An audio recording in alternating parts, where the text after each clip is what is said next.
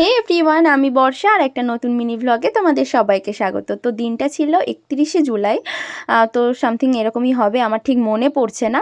তো আসলে মানে গ্যালারিতে এত ভিডিও জমে গেছে, আমি ঠিকঠাকভাবে পোস্ট করেই উঠতে পারছি না, একটু একটু করে এডিট করে আমি পোস্ট করছি, মানে এডিট করার টাইমই পাচ্ছি না, আমি এতটাই ব্যস্ত হয়ে গেছি এখন।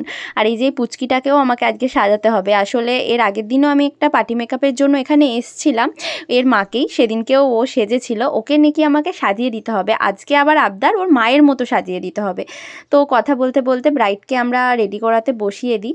এদিকে ব্রাইড ছিল খুবই পুচকে একটা মেয়ে, মানে কি বলবো, ওর নিজস্ব কোনো চয়েস নেই, ওকে যেমন করে দেবে ও তেমনই হবে, খুব সিম্পল ছিল।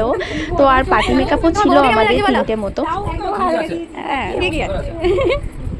দাদা তো এখানে মানে দরজায় দাঁড়িয়ে ছিল, বউকে কেমন লাগছে তাই দাদার কাছ থেকে রিভিউটা তো তোমাদেরকে শুনিয়েই দিলাম কেমন লাগছিল। তো এই হচ্ছে ওর ফুল লুক, কেমন লাগছে তোমরাও জানাতে ভুলো না কিন্তু। ওকে একটু রাজরানী রাজরানী লাগছিল।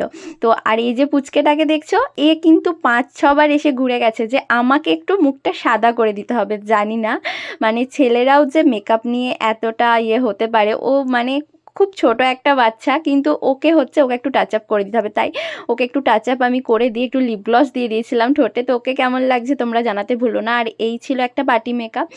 আর এই যে তারপরে আমাদের মানে রীতিমতো হুমকি দেওয়া হয়, আমরা না খেয়ে গেলে এবারে আমাদের নাকি বাড়ি যেতে দেওয়া হবে না, পেমেন্ট করা হবে না।